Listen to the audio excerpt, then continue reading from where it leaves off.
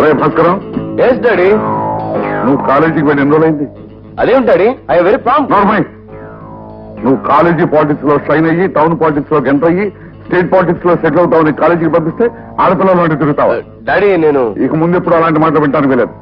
చదువుకో. కాళేశ్వరరావు గారు. రామయ్య లాల్ రా రా రా. కూర్చో. ఏం కూర్చోవడం ఏమిటో, స్మగుళ్ళు కూర్చు తీసుకురాకుండా ఖాళీలా.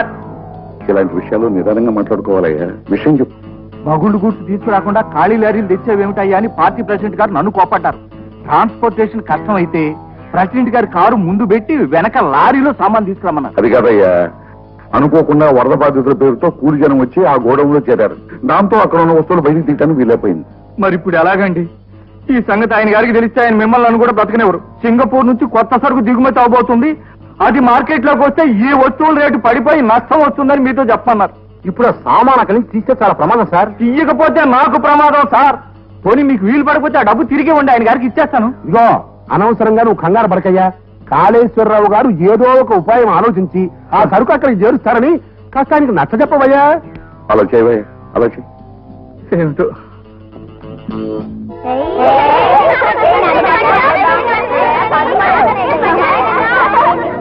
చాలా మంది జనం ఉన్నట్టున్నారు. మనం అనుకున్నట్టు చేయగలమంటావా?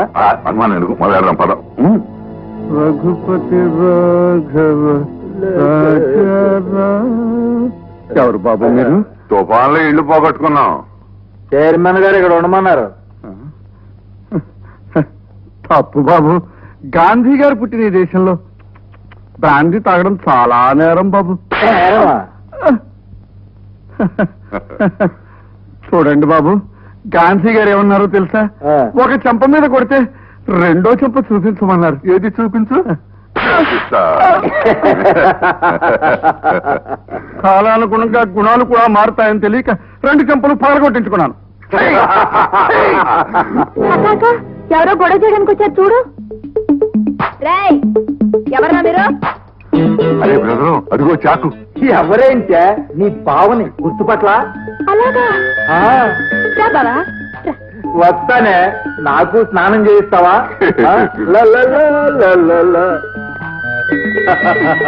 తలంటుతావా?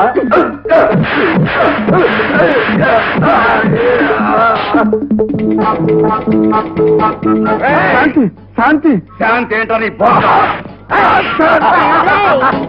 నాతో పెట్టుకున్నారంటే సెంటర్ లో పట్టుకొని చేత కొట్టేస్తాను. జాగ్రత్త. ముందు నిన్ను చేత కొడతానే.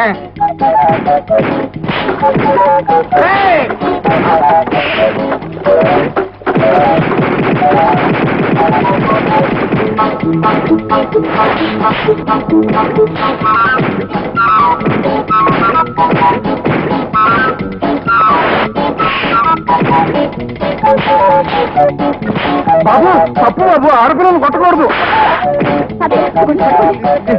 ఈ దేశానికి స్వతంత్రం ఎందుకు తెచ్చారని బాధపడుతున్నానమ్మా. తీరిగా కూర్చొని బాధపడండి. నీలోగా వాళ్ళ సంగతి చూస్తాను. జాగ్రత్తమ్మా.